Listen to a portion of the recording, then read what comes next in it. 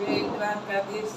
આ વાત મહાભારતની છે અને સત્ય ઘટના છે, તો ધ્યાનથી સાંભળજો, શેર કરજો, સબસ્ક્રાઈબ કરજો અને લાઈક કરજો। જય દ્વારકાધીશ। મહાભારત તો બધાએ જોયું હશે, મહાભારતની ખબર હશે બધાને। એટલે મહાભારતમાં દાનવીર કરણ હતો, એ દાનવીર કરણ કહેવાનો।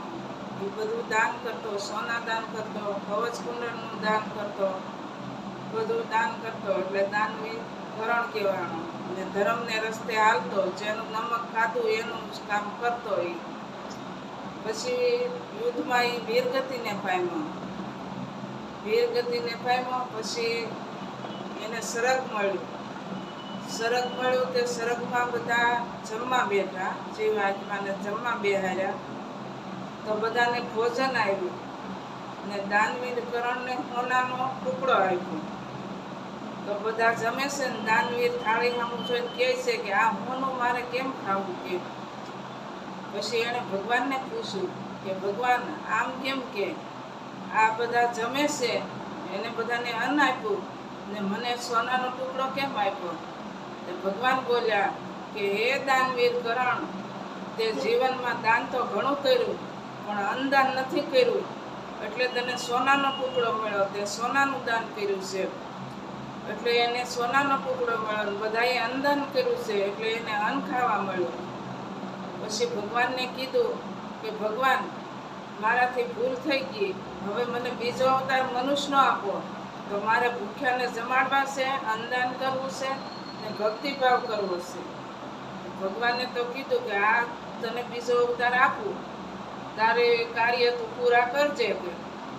એને તો શેઠ સગાળશાની વાણિયાની ઘેરે અવતાર લીધો ને એનું નામ શેઠ સગાળશા ને એને તો લગ્ન કર્યા છે। પછી એની રાણીનું નામ સંઘાવતી। બે માણા ભક્તિભાવ વાળા, ગામમાં કાયમ હાથ પડાવે કે કોઈ ભૂખ્યું કોઈ દુખ્યું બધાને જમાડીને જ જમે, એવું વ્રત એને લીધું, એટલે કાયમ જમાડતા। પછી એક દિવસ વરસાદ આવ્યો, તો વરસાદમાં તો કોઈ માણા બહાર નીકળે નહીં, બહુ વરસાદ એટલે અંધકાર છવાઈ ગયો, એટલો વરસાદ, નદીમાં પૂરે બહુ આવ્યો, કોઈ માણા બહાર નીકળે નહીં। 7 દિવસના ઉપવાસ પડ્યા, રાજાને ને રાણીને 7 દિવસના ઉપવાસ પડ્યા। પછી 8મે દિવસે વરસાદ થોડોક ધીમો પડ્યો, તો ભગવાન એની પરીક્ષા લેવા આવ્યા કે નદીને કાંઠે સૂપ લીધું છે, બધું લોહી પર વયા જાય ને એવા અતીત પાવાનું સ્વરૂપ લઈને બેઠા છે। રાજાએ પ્રધાનને મોકલ્યા કે તમે જાઓ, બધે ઢંઢેરો ટીપો, કોઈ ભૂખ્યું દુખ્યું માણા કોઈ મળી જાય તો અમારા ઉપવાસ છૂટે એમ। રાજા તો હેરીએ હેરીએ ને બધે નદી નાણાં બધું જોઈ આવ્યા। પછી એણે કીધું કે રાજન, એક જગ્યાએ એક સાધુ મહાત્મા બેઠા છે ને એ ભૂખ્યા છે, એને તમે લાવો તો તમારો અપાર છૂટે। એ તો પાલખી લઈને ગયા છે ગાજતે વાજતે મહાત્માને લેવા, તો મહાત્માને કહે છે અમારી ઘેરે પધારો, અમારા ઉપવાસ છૂટે, અમારે જમાડીને જમવાનું એવું નિયમ છે। તો કે હું આવું પણ પાલખીમાં ન બેહું, મને તારી રાણી માથા ઉપર ટોપલામાં લઈ તો આવું। એને તો સંઘાવતી રાણીએ માથા ઉપર ટોપલામાં લીધા છે અને ઘેરે જાય છે, ઘેરે જઈને નવરાવ્યા ધોવરાવ્યા બેહાર્યા। પછી રાણીએ તો હરખમાં નરખમાં 32 ભાતના શાક ને 33 ભાતના ભોજન રાખ્યા છે। પછી મહાત્માને કહે છે કે હાલો તમે જમવા બેસો, તો મહાત્મા કહે છે કે આવા ભોજનનું નથી જમતો, મારે તો પરમાટી જોવે। પછી સગાળશા શેઠ તો જાતના વાણિયા બસારા, એ કોઈની દૂધી સુધારે તો એને દૂધીને કાંઈ ન થાય એવી રીતે સુધારે। એ કઢાઈ વાળે ગયા, ત્યાંથી મટન લાવ્યા અને એને રાંધીને આપ્યું, તો કે નહીં આ હું નહીં જમું, કે હું તો માણસનું માંસ ખાઉં છું કે। તો સગાળશા શેઠે વિચાર્યું કે માણસનું માંસ ક્યાં લેવા જવું, કે માણસ કોણ દે મારવા, તો એ કે તમે એવું માગો એ મારે ક્યાં લેવા જવું? તો કે તારી ઘેરે દીકરો છે 5 વર્ષનો, એને સેલૈયો નામ છે, એને તું ખાંડી ને પછી એને રાંધીને મને ખવડાય તો હું ખાવ, નકર ન ખાવ. કે શેઠ તો વિચારમાં પડી ગયા. શેઠાણી મૂંઝાણા. શેઠે તો કીધું છે સિપાહીને કે તમે સેલૈયાને બોલાવી આવો. તો છોકરાઓને બધાને ખબર પડી કે સેલૈયાને કહે છે કે સેલૈયા તું ભાગી જા, તારા બાપા તને મારવા લઈ જાય છે. કે પછી તો સેલૈયો કહે છે કે ભાગું તો મારી પોમ ક્યાં લાશે ને લાજે મને બાપ, મેરું સરખા ડોલવા લાગે આકાશનો યાદાર, મેરા મનમાં જ ન મૂકે સેલૈયો સતનો સુકે, મેરા મનમાં જ ન મૂકે સેલૈયો સતનો સુકે. સેલૈયાને તો ઘેરે લાવ્યા છે. ઘેરે લાવી નવરાવી દોરાવીને બિચારાને ખાણિયામાં નાખ્યો છે.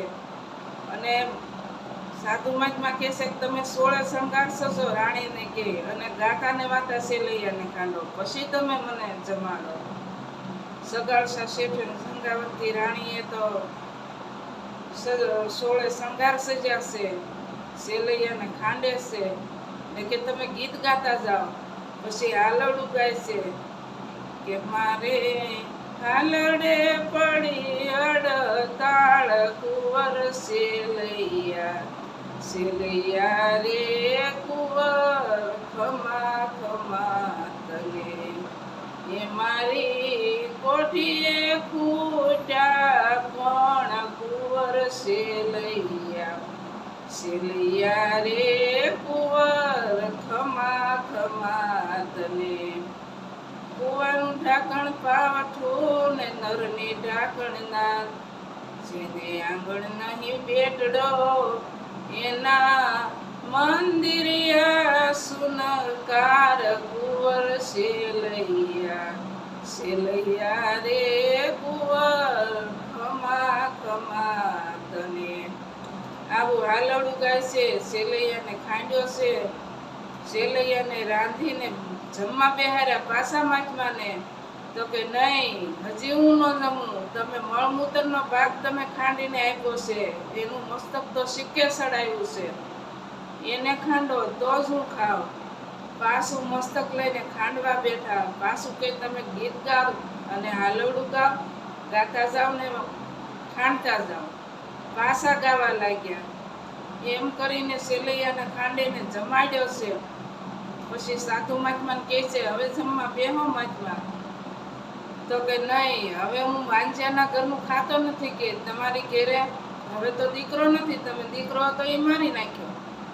પછી શેઠાણીને એમ જોયું કે આ કોઈ સાધુ મહાત્મા નથી, આ ભગવાન જ છે, પરીક્ષા લેવા આવ્યા છે.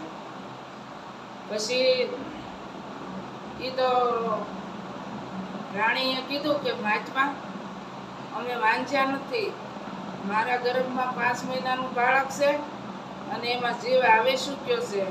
હાથમાં કટાર લીધી ને જ્યાં પેટમાં મારવા ગયા ત્યાં સાક્ષાત ભગવાન પ્રસન્ન થયા અને શરીર પકડી લીધી છે કે બસ કે સતી, આ કટાર તારા પેટમાં નહીં પણ લક્ષ્મીના પેટમાં જાહે. પછી ભગવાનને કહે છે કે ભગવાન તમે આવી કસોટી હું કેમ કરી મારી ઉપર? તો કે હું તમારું સત જોતો છો કે તમારું સત કેવું છે એમ. તો કે ભગવાન અત્યારે તો તમે અમારા સતના પાછા લીધા, પણ કળિયુગમાં આવું કરતા નહીં, નકર કોઈ તમને માનશે નહીં અને કોઈ ભગવાન છે એમ કહે નહીં. એટલે તમે કળિયુગમાં આવી કસોટી કોઈ ઉપર નહીં કરતા, અમારી ઉપર ભલે કરી પણ કોઈ ઉપર આવી કસોટી નહીં કરતા. જો આ વાત તમને સાચી લાગી અને ગમે તો શેર કરજો, લાઈક કરજો, સબસ્ક્રાઈબ કરજો. જય દ્વારકાધીશ.